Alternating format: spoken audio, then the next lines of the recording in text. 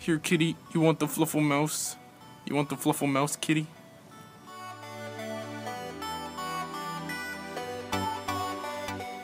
How's it hanging, YouTube? This is King of Feral Imps, and hey, more Fluffal stuff.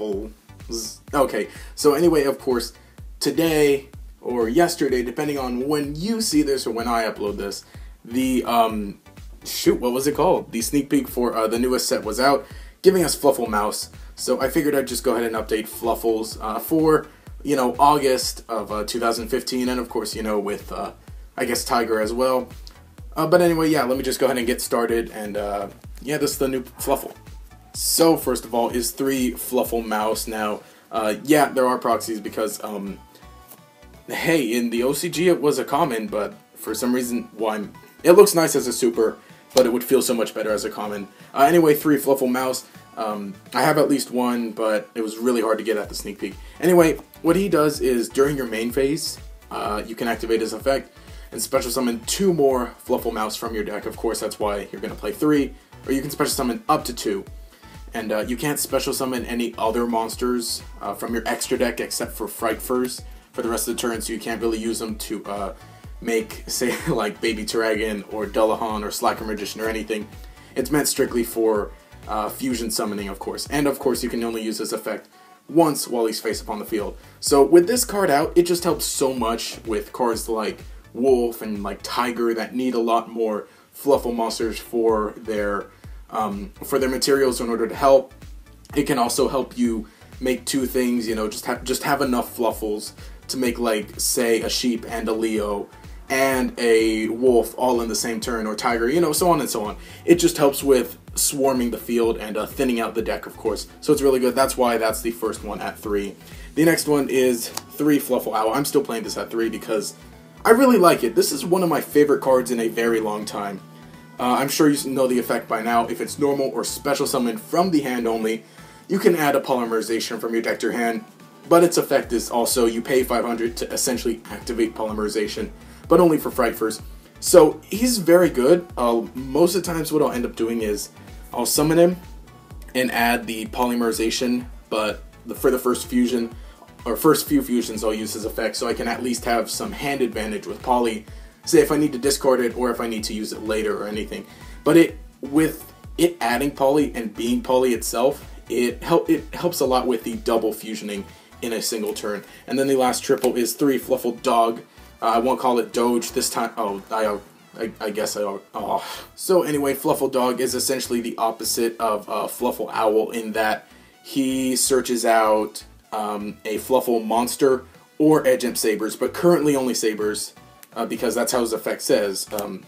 I guess they don't want him adding the other Edge Imps because they're really good. But anyway, he's great. He's, of course, people call him Stratos, but I don't really like that. He's a huge 1700 beater in level 4, so he's just really good. He's, these 3 are essentially the best ones. Well, Mouse, I guess, is still being tested, but for the most part, these are your main core and stuff.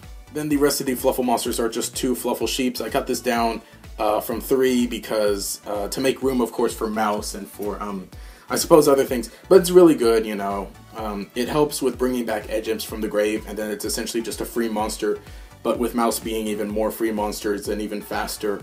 Not that it's outclassed, but that's basically the reason why I put it to 2. And then the last are just 1-ofs, 1 Fluffal Rabbit, 1 Fluffal Cat, and 1 Fluffal Bear. Just make sure your cat doesn't get near your mouse. If these are used as fusion materials, he adds back Poly, he adds back a monster, and then you can discard him to add Toy Pot or tribute him to add back Poly. They're pretty useful. For a while I cut out Cat, but I don't know, I just like it because it's a cat and it's real cute and whatnot. And it can be useful. But if you need to, if you feel like it, go ahead and switch out Cat for just another rabbit. That's all for the Fluffals. So anyway, now for the Edge Imp monsters are 2 of the Edge Imp Sabers. I guess you could bring it to 3, but 2 is fine. The most of any Edge Imps now I'm playing is 2. He's the basic one, the first Edge Imp to come out, of course. He's got a Plague Spreader zombie effect, and he's needed as fusion material for Wolf and for Tiger, some of the best ones. And then 2 Edge Imp Chain, this one you use for your Frightfur Sheep. And it's sort of self-replacing in that if it attacks, you can add another one. But since we're playing only 2, it's not that useful. It's a decent defender, but it's got a neat effect that if it's sent from the hand or field to the graveyard, you can add a Frightfur card from your deck to your hand. So it helps with searching. If you end up discarding this through any of your discarding means, it's very useful where if worst comes to worst, you set it, and then it can get you a search if it's attacked with something that can get over it. Then the last two are just one Edge Imp Saw, one Edge Imp Tomahawk. Saw's got a decent effect. When it's normal summon, you can discard a Fluffal, draw 2 cards, put one either on the top or bottom. It's not really decent, but if you ever have to normal summon it and use it, it's not that bad. But it's still pretty bad. It's just mostly here, of course, for the fusion material. And then Tomahawk. Tomahawk's got some neat effects. You can discard an Edge Imp to burn your opponent for 800, or you can. He's basically what's that elemental hero? Prisma. Is that he can ditch an Edge Imp from your deck to your grave, and then he takes the name for the rest of the turn. A lot of people play this at high amounts, but I really don't like it because if you're gonna search an Edge Imp out through most means, you might as well just search these. This is more of a if you draw it, or just kind of works for extra names, but it works that it can be any of them. It is useful though, I will say that, but I personally just don't like it. And then the last monsters is just 2 Summoner Monk, because a lot of your spells get effects when they're sent to the graveyard, and you do play a lot of spells, and you play level 4s, so you can get the Tomahawk or you can get the Chain, which most of the times I just go straight for the Chain and then fuse. But if I need to make something with scissors, that's the reason Tomahawk is here. Say if you or if you need to make something with Saw, since you can't really bring out a level 3 with Summoner Monk. But anyway, that's all for the monsters.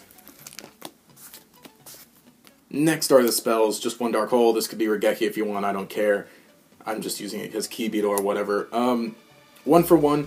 Of course, this you would use to bring out your mouse and then get your mouse play started. Although you do have to discard a monster. I mean, you can go ahead and discard scissors or sabers, and then sabers will come back, so it's not that bad. 1 fusion recovery, since we are doing all fusion stuff. This is very useful, and you can even use it with stuff later. 1 suture rebirth as some like reborn power. I don't like that it negates the effect, and I don't really want to play Designer Frightfur. But this just helps with making more stuff, more fusions. And then 1 Frightfur Factory. This card has got an interesting effect that it becomes a fusion stuff. To pay a cost, you have to banish a polymerization or a fusion spell card from your graveyard. So really, fusion recovery works with that, which is amazing because you can go ahead and use this, add back your poly, add back fusion material, and then later, while it's still in the grave, you can banish it with Frightfur Factory.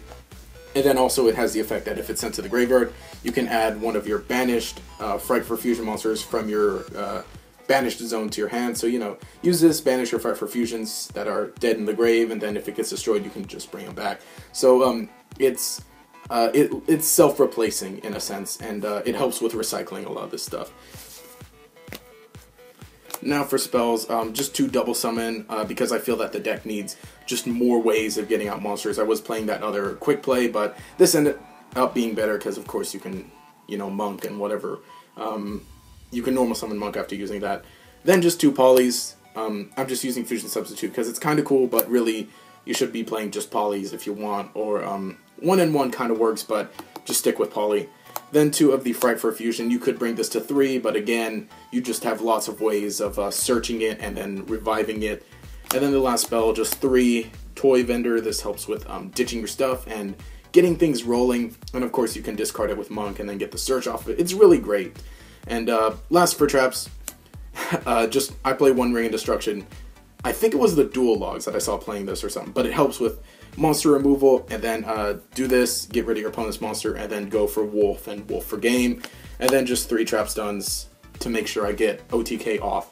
I feel that this deck doesn't need so many traps, at least how I'm playing it, but yeah, this is all. Next for the extra deck is 3 Frightfur Sheet. You don't have to play as many numbers as I am, I'm just kind of maxing out on stuff. This one's amazing. It's got an Armades effect. It comes back if it's destroyed by battle or by card effect, but only once per turn. It's just amazing. This is probably my favorite. And there have been times where I gotten 3 out at the same time, and with that, you don't even really need trap stuns so much. And then 3 of the Frightfur Wolf, Wolf and Sheep and whatever. This one, of course, is your major attacker, can attack based on the amount of fusion materials used for it. It's just great. this is the Frightfur Tiger proxy. Now, since Frightfur Tiger is a Shonen Jump promo, currently it's more of a, if you have it, use it, or if you can get it, use it. Currently I don't have any, but I'll probably be picking them up since they're only like $25 online. But anyway, yeah, this Frightfur Tiger, it's just so amazing that when it, it can destroy a lot of stuff. Normally you can get game just by summoning Tiger and then Wolf, and then that's it. Tiger destroy everything, Wolf attack multiple times. Then just one bear. It's got a decent effect, but I don't use it so much. One Leo, since we're only playing one Saw. It's great though. It is amazing, and I'm glad I have one, and I would never play without one. But it's just fine at one. And then one Frightfur Chimera, just in case you can get all these in the grave and you feel like having fun and bringing out this monstrosity. And then the last stuff in here is just various useful Xyz monsters. Exciton Knight if you get in that situation. Heartland Draco because you play face-up spells. Key Beetle because you actually play dark stuff and you can protect those stuff. And then Dark Rebellion Xyz Dragon just as your beater. And that's all for the extra deck. So anyway, that has been it for this updated Fluffal Deck profile. Starting the new cards and stuff. It's pretty good. It's still fun, mostly, and everything, but there are things that you can do with it, of course. You can get some big plays off, and it's very fun, of course, because you're using all fluffy, stuffy, and everything. Yeah, so anyway, if you enjoyed the content, remember to subscribe, and also leave a like and a comment to show your support. This has been King of Feral Imps, and have a nice day.